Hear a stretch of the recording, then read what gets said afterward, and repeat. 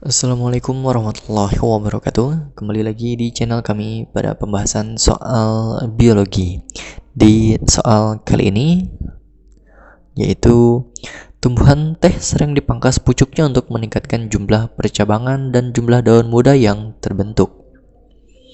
Proses biologis yang terkait dengan hal tersebut adalah tumbuhan teh dipangkas pucuknya. Kalau kita lihat dulu opsinya ya. Tidak berpengaruh terhadap pertumbuhan meristem apikal dan meristem lateral, meningkatkan pertumbuhan meristem apikal dan menekan pertumbuhan meristem lateral. Sama ya, jadi semua opsinya ini berkaitan dengan meristem ya, meristematik gitu. Nah, pada tumbuhan kita tahu ada jaringan meristem ya, jaringan meristem, di mana jaringan meristem ini berdasarkan letaknya itu ada 3 ya. Ada meristem apikal yang letaknya ada di pucuk atau di ujung ya, ada di ujung di ujung batang ya, di ujung batang dan juga di ujung akar. Kemudian ada meristem lateral. Meristem lateral ini yang akan menyebabkan tumbuhan itu berkembang atau tumbuh ke arah samping atau mengalami pembesaran ya. Jadi ini terdapat di kambium ya. Kemudian meristem interkalar. Interkalar meristem yang terdapat pada ruas-ruas di tumbuhan monokotil. Contohnya di bambu, padi, jagung gitu ya, tebu. Nah, jika pucuknya dipangkas, berarti pucuk dipangkas itu menghilangkan meristem apikalnya. Nah, kita tahu meristem apikal itu nanti akan berpengaruh pada proses pertumbuhan primer pada tumbuhan. Pertumbuhan primer pada tumbuhan itu menyebabkan tumbuhan bertambah tinggi, ya. Sementara yang meristem lateral ini akan menyebabkan pertumbuhan sekunder.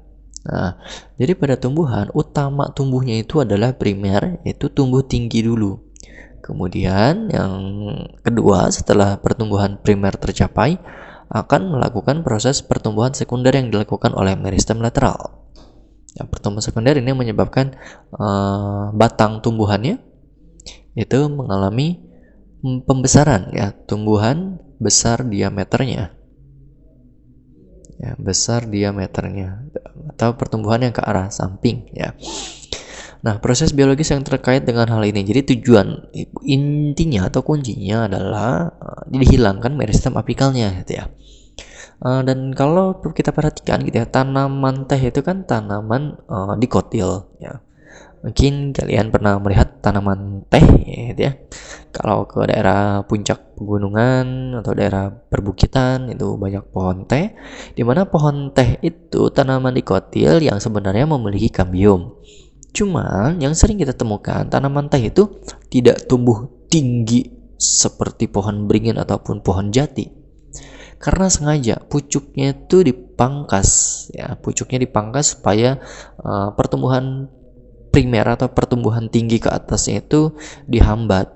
Nah, kalau dihambat, maka tumbuhan teh itu akan pendek dan kerdil gitu ya. Tapi terjadilah pertumbuhan yang lateral gitu.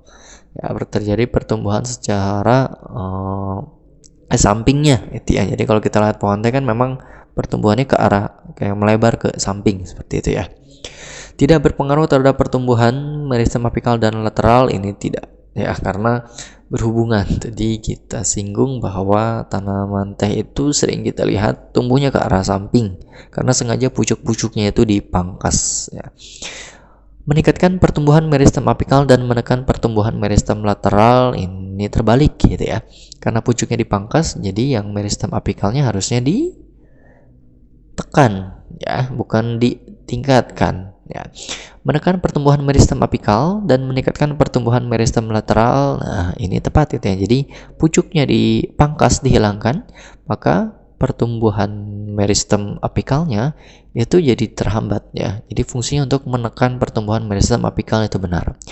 Dan meningkatkan pertumbuhan meristem lateral. Nah, inilah tujuannya kenapa pucuknya itu dipangkas. Ketika meristem apikalnya hilang ya, maka nanti akan mendominasinya adalah meristem lateralnya. Ini tepat ya.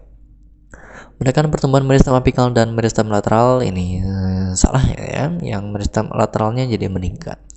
Meningkatkan pertumbuhan meristem lateral dan apikal ini juga tidak tepat karena yang ditingkatkan hanya meristem lateralnya saja ya.